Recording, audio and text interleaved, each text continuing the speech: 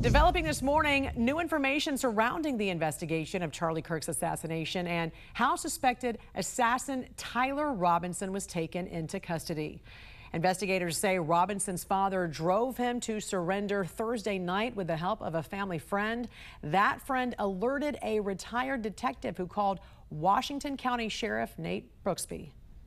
He calls me, hey, I can tell his voice is kind of shaky, so my first thought is, who died? Like, who's he going to tell me that died? And then I couldn't fathom what actually came out of his mouth. So he said, hey, I know who Charlie Kirk shooter is.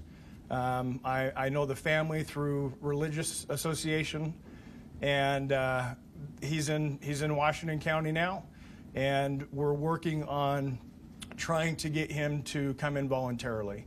During that phone call, some information was provided about Tyler potentially having some suicidal ideations, was en route to a remote area of Washington County. The parents convinced him not to do that. My friend drove Tyler and his parents to my office, where he was greeted by plainclothes detectives. So that was part of the deal. Is Tyler knew it was just inevitable with all the law enforcement pressure that his picture in the news, the gun on the news. He knew it was inevitable that he would be caught. Prosecutors will seek the death penalty against Robinson, who is facing 7 felony charges, including aggravated murder. Investigators say they have mounting evidence against Robinson, including DNA and ballistics. His family says the past few years he had become very angry and hateful against Christians and Christian principles, with a far-left political ideology that his transgender boyfriend also promoted.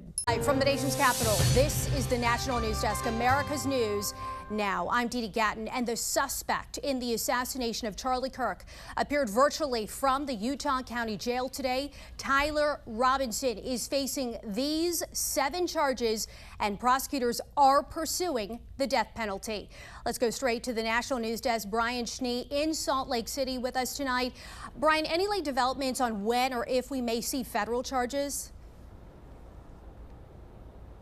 Dee, for the 6th day in a row, all eyes on the state of Utah. As you are very aware of those 7 charges, there is the opportunity for any sort of federal enhancement. However, nothing here on the ground has been confirmed. Jeff Gray, the Utah County attorney who you heard from, saying there is the opportunity after reviewing, quote, evidence and the law from federal agencies. Director Kash Patel, the FBI, was grilled talking about the investigation today.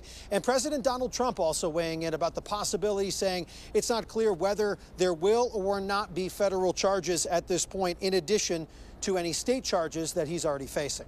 Yeah, the DA received that question earlier, didn't provide a concrete answer, but a lot of time spent, Brian, on that text exchange, which was included in the charging documents.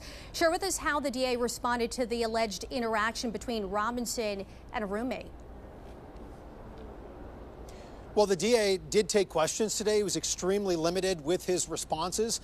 That included fielding questions about the text messages. When asked directly if they are confession in any way, he replied that the judge will determine if that is the case at a possible trial. But while the DA, Jeff Gray, did take some of those questions into account, he did not elaborate further beyond the 10-page charging document, which he shared publicly today in a court filing. I also noticed during the news conference earlier, the DA didn't really answer if there were any suspects, anything on the ground to indicate the suspect may have had an accomplice. Well, the FBI was grilled today, and they did say that they are investigating others who knew about Robinson's alleged action.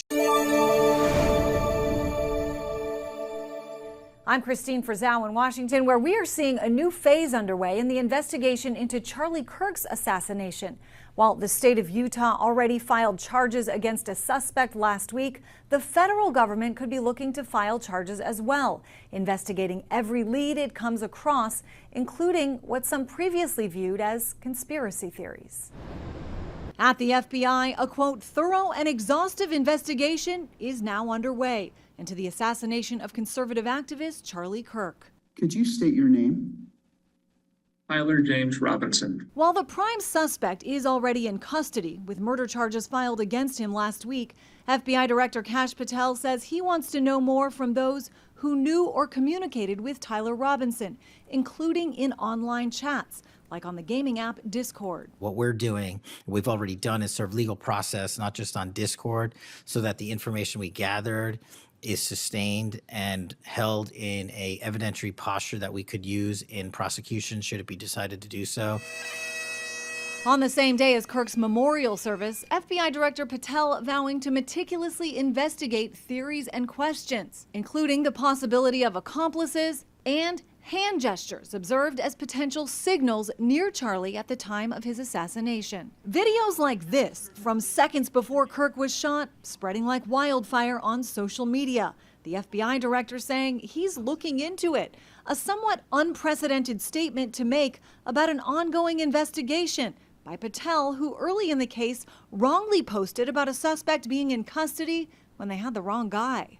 The state case already involves the potential for the death penalty, and now the Department of Justice may seek the same. Legal experts say as the case carries on, federal prosecutors will be far more focused on the suspect's intent. Was he wanting to kill Charlie Kirk because of religious beliefs? Was it a hate crime based on religion? Was it based on antagonism towards his First Amendment rights to speak out to those students at that Utah campus? Answers may come from those who communicated with the suspect in the days before and after the shooting, as questions pour in about whether anyone may have aided and abetted him in any way. I'm Christine Frizzell reporting.